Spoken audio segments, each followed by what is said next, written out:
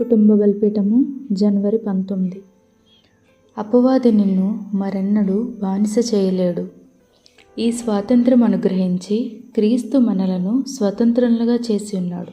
కాబట్టి మీరు స్థిరముగా నిలిచి మరలా దాస్యమును కాడి క్రింద చిక్కుకొనకుడి. గల్తీలకు రాసిన పత్రిక 5వ అధ్యాయం 1వ వచనం. మెలకువగా ఉండుడి, విశ్వాసమందు నిలకడగా ఉండుడి, పౌరుషము గలవారై ఉండుడి, బలవంతులై ఉండుడి. 1 కొరింథీయులకు రాసిన పత్రిక 16వ అధ్యాయం 13వ వచనం. తుదకు ప్రభువు యొక్క మహాశక్తిని బట్టి ఆయన యందు బలవంతులై ఉండుడి.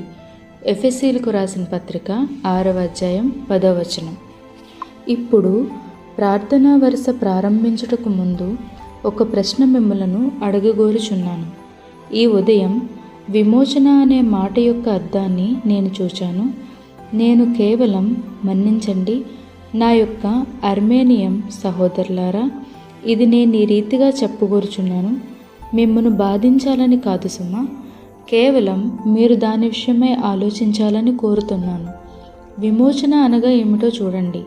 నిజానికి విమోచన అనే పదము గ్రీకులో ఒక వ్యక్తిని బానిస సంతలో నుండి బయటకు తెచ్చుట అనే అర్థమిస్తుంది.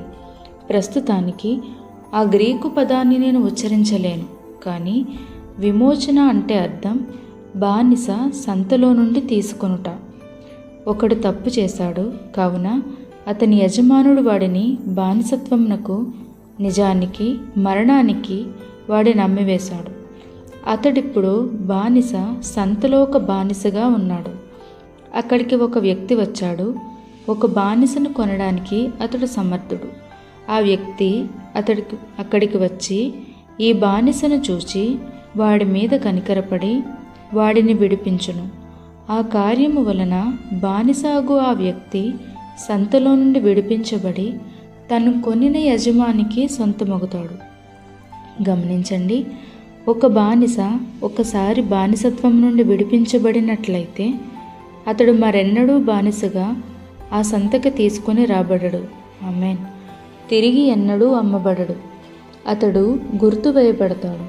అతడు తాను ఒకసారి విమోచించబడితేనని గ్రహించగలిగినట్లయితే ఏ ఒక్కడూ అతనిని ఒక బానిసగా అమ్మలేడు. దేవునికే కృతజ్ఞతలు. ఒక వ్యక్తి ఒకసారి క్రీస్తునొద్దకు వచ్చినప్పుడు, ప్రశస్త రక్తము చేత విమోచించబడినప్పుడు అపవాది నిన్ను మరలా బానిసను చేయలేడు.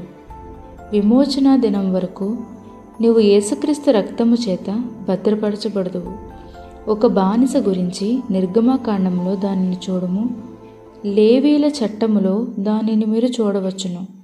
నా భావం లేవియా కాండము అందున్న చట్టములను చూడము. ఒక బానిస ఒకసారి విమోచించబడితే అతడు తిరిగి మరెన్నడూ బానిసగా అమ్మబడకూడదు. అది నిజం. నేనెంతో సంతోషిస్తున్నాను.